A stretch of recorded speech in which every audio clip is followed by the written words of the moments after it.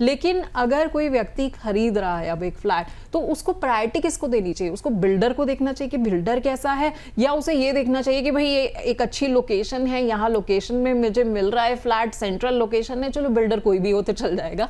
किसको प्रायोरिटी देनी चाहिए? पल्लवी, आपका ये क्वेश्चन बहुत वैलिड है और लोग इसमें बहुत ज़्यादा फंसते हैं, लेकिन हमारे नोएडा के अंदर एक बहुत क्लासिकल एग्जाम्पल है इसका। जब हम नोएडा एक्सप्रेस वे गेटाडो की तरफ जाते हैं तो हमारे 4-5 प्रोजेक्ट लाइन से आते हैं, जिसमें सुपरटेक है, जिसमें कि एल्डको है, ATS है, और वहाँ पे जो 3-4-5 प्रोजेक्ट हैं, पार्श्वनाथ का है। उसमें अगर हम बात करें तो सेम टेम्परेचर है, सेम लोकेशन है, सेम डायरेक्शन है, सेम साइज की प्रॉपर्टीज हैं, लेकिन जो प्राइजिंग की हम बात करते हैं तो ATS की जो प्राइजिंग है बाकियों से 1.5 गुनी ज़्यादा रहती है। तो इसका मतलब क्या हुआ कि बिल्डर की जो क्वालिटी है वो हमेशा ही अच्छी होनी चाहिए, बिल्डर पे हमेशा फोकस होना चाहिए। लोकेशन थोड़ा सा अगर इन्फीरियर भी मिल रही है और बिल्डर अच्छा है तो उस पर जाना चाहिए। लोकेशन पे अगर अच्छा है और बिल्डर खराब है तो वो लोकेशन किसी काम की नहीं होने वाली आपकी। ठीक है, लोकेशन किसी काम की नहीं होगी अगर बिल्डर खराब है, इसलिए आपको बिल्डर को जो है ज़रूर प्रायोरिटी देनी चाहिए। लेकिन एक ना बहुत इंपॉर्टेंट चीज़ और मेरे दिमाग में आ रही है, जब हम लोकेशन की बात करते हैं ना, तो मुझे लगता है कि रीसेल में हमें बेहतर लोकेशन भी मिल जाती है, क्योंकि रीसेल जो होता है वो डेवलप हो चुका है एरिया, जबकि नई प्रॉपर्टी वाला एरिया उस टाइम पर डेवलप हो रहा होता है। तो ऐसे में क्या देखना चाहिए कि लोकेशन ही बेटर है और रीसेल प्रॉपर्टी उसमें बेहतर रहती है?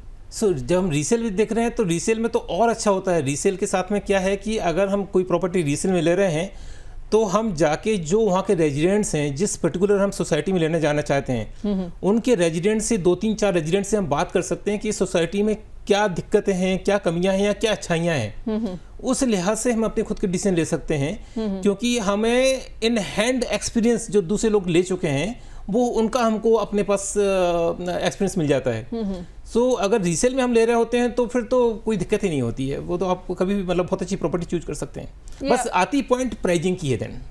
प्राइसिंग जो है वो कम हो जाता है, लेकिन ये चीज़ आपको ध्यान रखनी चाहिए कि जब भी आप रीसेल में प्रॉपर्टी लेने जाते हैं तो आपको बहुत सारी चीज़ें पहले ही पता लग जाती है। आपको ये पता लग जाता है कि आप किस लोकेशन में ले रहे हैं, वो लोकेशन कितना डेवलप्ड है, उस प्रॉपर्टी के प्रोज एंड कॉन्स क्या है, क्योंकि आप आसपास के लोगों से बात कर सकते हैं जो ऑलरेडी उस प्रॉपर्टी में रह रहे हैं। कई बार ऐसा भी होता है कि लोग बता देते हैं कि अच्छा पानी साफ नहीं आता है, पानी अच्छा नहीं आता है, कोई कह देता है कि अच्छा यहाँ पे सीलन बहुत रहती है, क्लब ठीक से ऑपरेशनल नहीं, बहुत सारी चीज़ें आपको पता लग जाती है। खैर, इस बीच में हमारे पास जो है बहुत सारे हमारे दर्शकों के इसी से जुड़े हुए सवाल भी आने शुरू हो गए, तो कुछ सवालों को शामिल कर लेते हैं, फिर हम अपनी इस चर्चा को जो है आगे बढ़ाएंगे। तो सबसे पहला सवाल जो है वो शिल्पा वर्मा का है नोएडा से। ये कह रही है कि रीसेल फ्लैट खरीदने जा रहे हैं तो कौन कौन से ऐसे डॉक्यूमेंट्स हैं जो हमें जांच लेने चाहिए।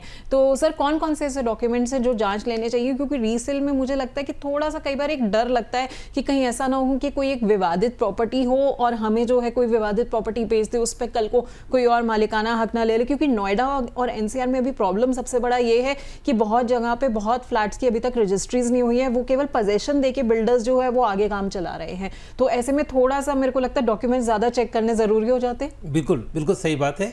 अगर हम प्रॉपर्टी की बात करें तो प्रॉपर्टी में डॉक्यूमेंट का ही इंपॉर्टेंस है। अगर आपके पास में प्रॉपर्टी के सही डॉक्यूमेंट, अच्छे डॉक्यूमेंट्स हैं तो प्रॉपर्टी का आप बेनिफिट ले सकते हैं, अदरवाइज तो आपको हमेशा दिक्कत रहती है।